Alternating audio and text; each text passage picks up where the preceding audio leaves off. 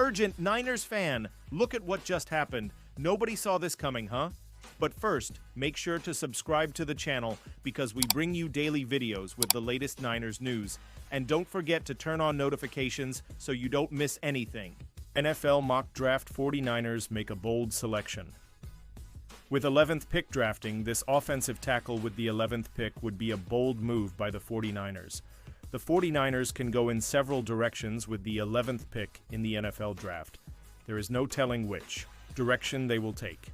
One of them can lead them to an offensive tackle. I'm fully against the 49ers taking an offensive tackle with the 11th pick. However, it's on very well on the table for them to find Trent Williams' future replacement or to upgrade from Colton McKivitz. That is exactly what Pro Football Network did in their latest mock draft.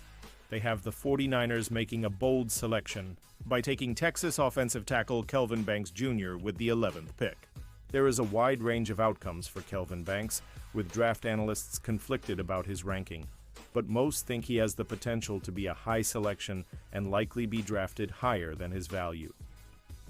At 6'4" and 325 pounds, the Texas left tackle is a smooth athlete, has strong hands, and is agile in space. However, he needs to work on his footwork in the run game, so Banks has the potential to play guard as a rookie while also being the successor at left tackle for San Francisco. Banks being a bold draft selection was perfectly summed up by Pro Football Network's explanation of taking him. There is no consensus on where he will be drafted. He's a prospect that is all over the place in mock drafts and analysis. Our 49ers on SI writer Tom Jensen envisions Banks as a guard as opposed to a tackle. I share some of Jensen's perspective, which is why it is a bold selection to take Banks with the 11th pick. The 49ers should only go for an offensive tackle if it is Armand Membou. If he isn't there, then they should pass on an offensive tackle and look for a more impactful player who can aid them immediately. Pausing this news, just to say that if you want YouTube to keep recommending the latest Niners news to you, it's very important that you leave a like on this video. Thanks. Now let's get back to the news. Does Aaron Rodgers hope to end his career with the 49ers? Remember, Rodgers grew up in Northern California. He played college football at Cal and expected to start his NFL career with the 49ers. The Steelers hope that Aaron Rodgers soon will decide to end his career in Pittsburgh. That's why they haven't signed a starter yet. But it's possible that Rodgers wants to end his career in San Francisco instead. That doesn't mean the 49ers want to sign Rodgers. From everything they've said, they want to sign Brock Purdy to a long-term extension. But if they can't come to an agreement with Purdy because he wants too much money, Rodgers might be willing to sign for a relative bargain. Remember, Rodgers grew up in Northern California. He played college football at Cal and expected to start his NFL career with the 49ers. Instead, they drafted Alex Smith with the first pick in the 2005 NFL Draft, and Rodgers fell to the Packers, where he had a Hall of Fame career.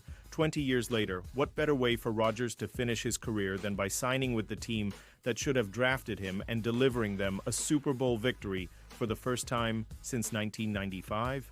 I could see Rodgers wanting his story to end that way. Unfortunately for Rodgers, he'll be 42 next season, and he hasn't played particularly well since 2021. No team is dying to employ him in 2025. He doesn't seem to be any franchise's first choice. Except perhaps the Steelers, who might draft a quarterback next week and then lose interest in Rodgers. We'll see. In the meantime, expect Rodgers to take his sweet time deciding where to play in 2025.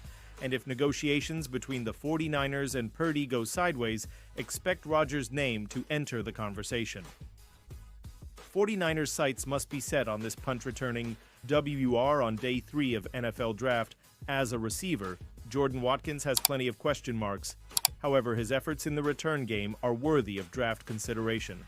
The 49ers have spent considerable effort overhauling special teams this offseason, and landing Jordan Watkins late in the NFL Draft will help more. It's not necessarily a good year for teams needing wide receivers in the NFL Draft. Unlike previous seasons, where it seemed there was no shortage of top wideout prospects, the 2025 class is not just thin, but also fairly top-heavy. The bulk of prospects at the position appear to be so-so at best, while many fall into the category of needing a lot of polish and work at the pro level. The San Francisco 49ers are somewhere in between, needing true wide receiver help and being perfectly fine. Despite trading away Deebo Samuel earlier this offseason, the Niners still boast Brandon Ayuk, Jawan Jennings, and second-year pro Ricky Pearsall to headline the bunch. That said, Ayuk is still working his way back from a torn ACL and MCL suffered last season, and the depth behind Jennings and Pearsall is questionable at best. So it makes sense for San Francisco to use one of its 11 draft picks later this April on a receiver, if for no other reason than to beef up the depth chart with the absolute upside hope of finding a hidden gem. Perhaps that player winds up being Ole Miss Jordan Watkins. 49ers should be attracted to Jordan Watkins based on special teams alone. Watkins reportedly had a top 30 visit with the 49ers, meaning the likely day 3 draft target is certainly on head coach Kyle Shanahan's radar source. The 49ers are hosting Ole Miss WR Jordan Watkins on a top 30 visit today. A likely day 3 target, Watkins has been moving up draft boards. Ari Pulley NFL ITD be easy to highlight. Watkins' many positive attributes, including an impressive 37 40-yard time at the NFL Combine earlier this spring. Despite his smallish 5'11" and 196-pound frame, the receiver is physical and boasts great play strength. That said, Watkins had boom-or-bust levels of production in college, sometimes disappearing from games despite posting over 900 receiving yards and 9 touchdowns for the Rebels last year. Related story: 49ers fans would have nightmares if San Francisco drafts this wide receiver. Shanahan might only view him as an offensive project. However, in light of the Niners' massive special teams overhaul this offseason, including bringing in new coordinator Brant Boyer, targeting Watkins makes plenty of sense from a return perspective. As a punt returner, Watkins grabbed 36 returns for 291 yards over his collegiate career, averaging 1 yards per attempt. This specialist role is certainly regarded as one of his plus traits entering the draft. Considering San Francisco has only questionable options in that role entering 2025, it wouldn't be shocking at all if it honed in on Watkins to plug the void once the third and final day of the draft rolls around. 49ers host third-team All-American linebacker and potential Fred Warner running mate on 30 visit. Chris Paul Jr. was productive for multiple seasons in the SEC. Will that translate to the NFL? The San Francisco 49ers are hosting Chris Paul Jr. Thursday morning. Per his Instagram, Paul Jr. redshirted at Arkansas in 2021, before becoming a freshman All-American and making the SEC All-Freshman team in 2022, where he started 2 games but appeared in all 13 games with the Arkansas Razorbacks. In 2024, Paul Jr. transferred to Ole Miss, where he was second-team All-SEC and third-team All-American after leading Ole Miss with 88 tackles. As you can see from the picture above, Paul Jr. is noticeably smaller than Fred Warner, who was measured at 6'3", 236 pounds, with a 77 wingspan. Paul Jr. is 60'78", 18th percentile, 222 pounds, 3rd percentile, with arm length. That's in the 1st percentile. There's no beating around the bush. Paul Jr. is small for linebacker standards. It's also apparent that the 49ers don't care much about height and weight at the position, given them selecting D. Winters in the 2023 NFL Draft.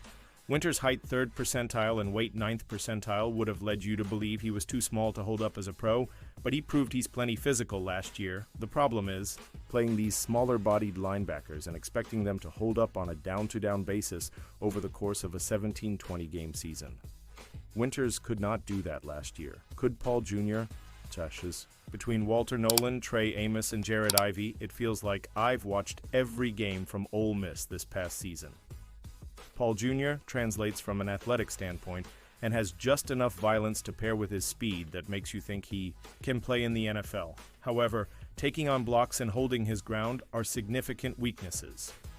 Paul Jr. played behind a stellar defensive line that kept him clean and allowed him to run around and make plays. The 49ers would need to upgrade at both defensive tackle spots for Paul Jr. to flourish as a run defender, if he's not kept clean. Paul Jr. would rather avoid the block or run around it than take it head-on. Paul Jr. is sufficient at just about everything else. I'd add that him being willingly violent and having range adds to his special teams value. Has also a sure tackler. He seems like a player you take in the same range as Dre Greenlaw and Winters. That seems to be the sweet spot for the 49ers at linebacker. Save Warner, Puka Nakua says.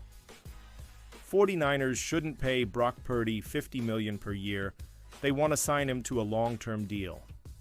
But he seems to think he's worth more than $50 million per year, and they know he's not worth that much. Their fans know he's not worth that much, and their opponents know it too.